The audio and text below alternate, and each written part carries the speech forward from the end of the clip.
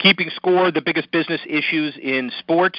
And a lot of people think if it's not football or baseball, forget about it. And hockey and basketball and playoffs, forget about it. I have news that is absolutely wrong, and it is also not appropriate and maybe insulting to talk about this guest as the commissioner, capital C, of a niche sport. He wouldn't consider himself niche.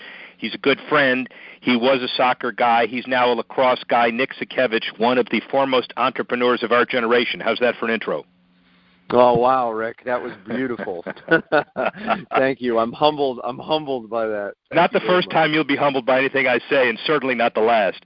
So for sure. I look forward to it. Well, listen, you can, and you deserve it, because you're one of the guys that has crossed over in two major sports. So, Nick Sakiewicz, the person, grew up in American soccer, broadly defined, then went to France. So a little bit of your snapshot of your stellar playing career. Not stellar at all. Born at the wrong time. Grew up playing in the northern part of New Jersey in all the ethnic leagues. Had some success at the professional level, but had a very, very short career. It just wasn't fashionable to play soccer in the 80s in the U.S. I tried my skills in Europe, but that didn't work out. I did meet my wife though in Portugal. My last. You're also a hero. So You're also a hero in northern France, right? Aren't you a hero in northern France? Didn't you play there for like a week? Hero? No, not at all. I was a third string goalkeeper trying to make it in a very, very competitive environment. But you know what? I got a beautiful wife out of my soccer career, and I'm very thankful for that. That's probably the more important thing of all of that. But the interesting career, and we crossed paths getting the Red Bull Stadium done in Harrison, and then parlaying that knowledge for you into building the Philadelphia Union and the whole world of the MLS. Talk a little bit about that. No, just a great run of 21 years. Started as one of the founding executives at the league back in the L.A. office of the league office in 1995, and helped launch the league. And then ran a couple of teams in Tampa and New York. And then you and I met in that incredibly difficult project called Red Bull Arena. But I'm very proud to say we did a great job there, Rick. Yes, that was a lot of fun. Great stories that roll up under the title of "You Can't Make This Stuff Up," but we got that building done, and then I took everything you taught me, and I went to Philadelphia, and really built a beautiful building right on the river of the Delaware River in Chester, Pennsylvania, and I'm really proud of that. We had a great 21-year run, and now I'm in another sport. Trying to do it all over again. Well, but the doing it all over again is, different sport, different venue, maybe different rules, different game, same mentality, same entrepreneurial skill. Without talking yet about the duties of the commissioner of the National Lacrosse League, what business skills, this is a business show, you think you kind of learned and possessed that made this transition to running a different kind of league possible? Yeah, the business skills are very similar. Both opportunities. And by the way, I never thought I'd get another once in a lifetime opportunity. And lo and behold, the National Lacrosse League owners came along and presented one to me. So I'm very fortunate in that regard. But the business acumen in building, whether it's soccer leagues, soccer teams in a country at a time when no one really cared about the sport or wanted to care about the sport. And now in lacrosse, very much the same. I'm taking into the National Lacrosse League a 5-year strategic plan, which I spent the last 100 days developing and diving into, and that's what we needed in Major League Soccer. And when we were developing the league and launching the league and building each of the teams, you've got to have a strategic plan. And this one was with the National Lacrosse League was very interesting because we have so much to accomplish with the league. I needed to step back and really take a look at the compulsory things that we needed to do to really build the foundation of the league going forward. So the 5-year strategic plan is built on 5 key pillars for the league, those being we've got to build a digital platform. We've got to focus on expansion and bring more teams in the league and bring more strategic thinkers and wealthy sports owners to the table to help us grow the league. There's a grassroots component, there's a team services component, and then there's a commercial NLL 2.0 commercial sponsorship platform and a long-term broadcast strategy. And those are the things that really we started Major League Soccer with many, many years ago, 21 plus years ago. But it's that strategic planning, the discipline to stick to the strategic plan, and then the people. It's all about the people, getting really good, smart, strategic, thoughtful, experienced sports people to help build a professional league or an individual team. But I'm in the process now of looking for really good men and women to help me build this league. Well, and the interesting thing about all of this is that Nick Sakiewicz, by the way, commissioner of the National Lacrosse League, capital C, not just some dump on the highway. This guy is the real thing. The bottom line of all of this is you could fill in the blanks and you could talk about a strategic plan, and I guess you could argue that Garber years ago and Pete Rozelle before that, market well-heeled owners, a long-term broadcast strategy, corporate partners. It's essentially the same kind of conceptual road map for success as it is in all other sports, isn't it? It really is, and roadmap is exactly what it is. You can't get to where you want to go unless you have a map or a plan on how to get there, and I'm a big believer in that. And that doesn't mean that plan is carved in concrete. It in fact, the opposite. You lay out that plan and you develop it and you tweak it and you polish it along the way. But you've got to have a long-term strategic plan. And also the other thing I learned in Major League Soccer is we did it in chunks there. So it wasn't a 20-year plan or it wasn't a 30-year plan. That's not realistic. But we did it in segments, and we're going to do the same thing in the National Lacrosse League. So we have a 5-year plan.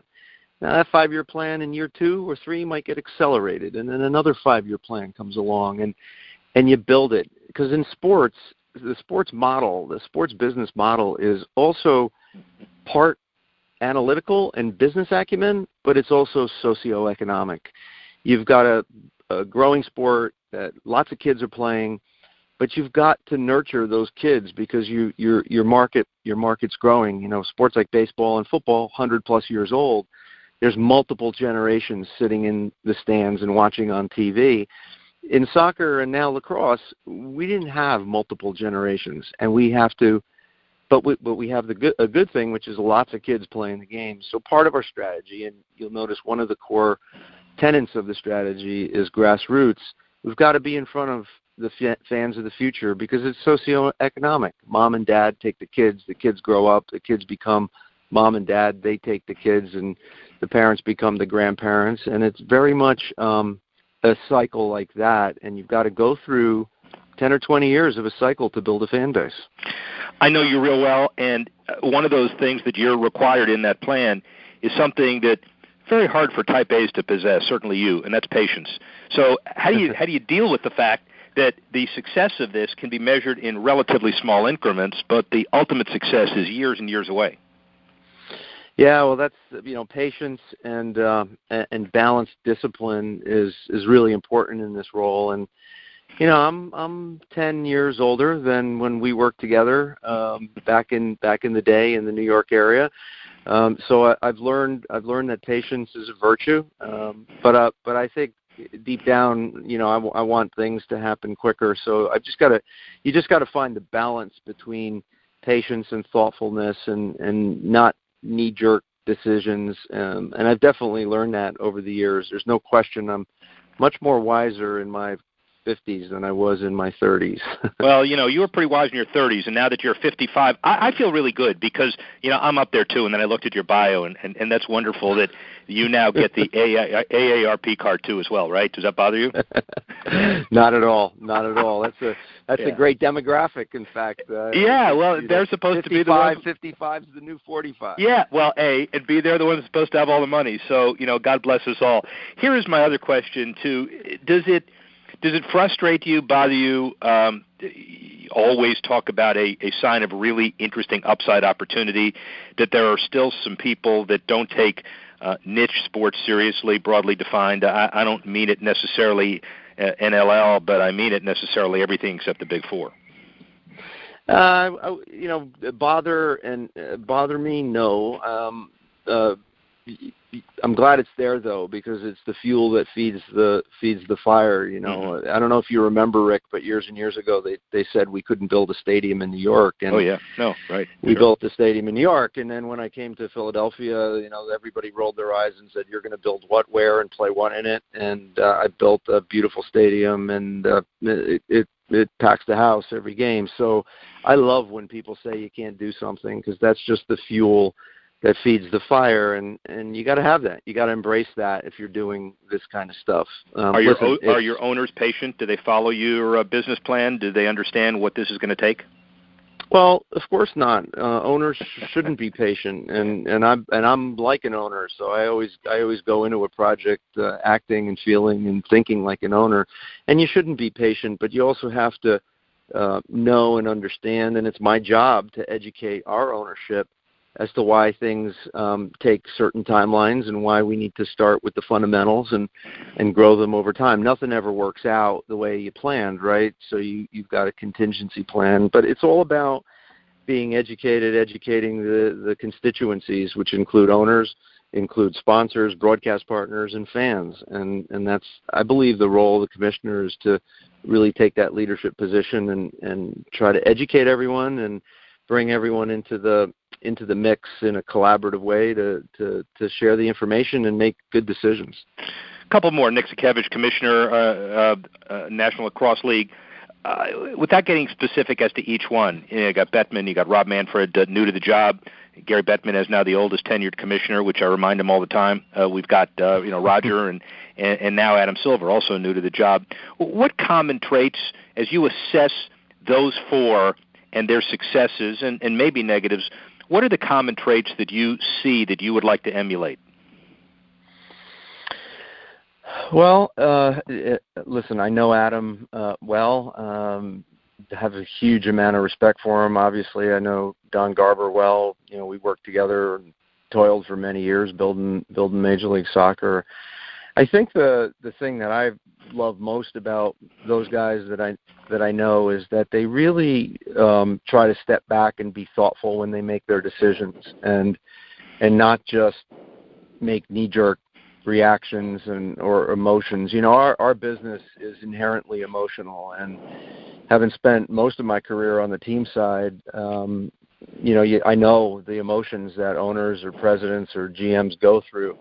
But what I admire most about all those guys and the job that they have done is that they have a great ability to step back, assess, look at all sides, and really attempt to make a fair and balanced decision. And stepping into this role day one, I promised myself that I would try to adhere to that mantra and philosophy and just try to make, because that every decision is not popular, right? You got to make very difficult ones and sometimes unpopular decisions, but I always want to make sure we take the time to think about it, to be thoughtful, to be strategic, consider the effect on the league, the effect on the individual teams, if those are individual teams that are involved in that decision, and just be thoughtful and strategic about it. I think that's really, really important. And frankly, that can be said for any role of a business leader, whether it's a CEO, a president, an owner of a small business, or commissioner of a league. Where's the NLL in 10 years? The NLL in 10 years, that's a long time, but it's also not a long time. That's 2 5-year strategic plans from now, and I really feel good about our product. The product is insanely good, Rick. I was blown away by the quality of it and the juxtaposition of strength and power and hard hitting with the finesse. It's kind of like the best pieces of hockey and the best pieces of basketball put together. So our product quality is so good, and the entertainment value is so good. And obviously, I'm the commissioner, so I'm biased in saying that. But actually, I'm a soccer guy that didn't know much about lacrosse at all, and I've just fallen in love with this game. It's powerful. It's terrific. Our athletes are amazing. So I can really envision this league being a 20-team league in 10 years, and being one of the major, if you acquiesce the 5th spot to MLS today, I think we'll be a very, very solid, strong number 6, maybe number 5. We'll be well on our way to having a strong presence on linear and digital TV, and we'll be a leader in the professional sports world, and not a niche sport, not a minor league sport, but a major one. Realistic, intelligent, great businessman, moderate athlete, and good to call a friend. How's that? Yeah, that's perfect. Nick Sakiewicz, talk to you soon. Thank you very much, my friend. Thanks, Rick. Always great to be with you.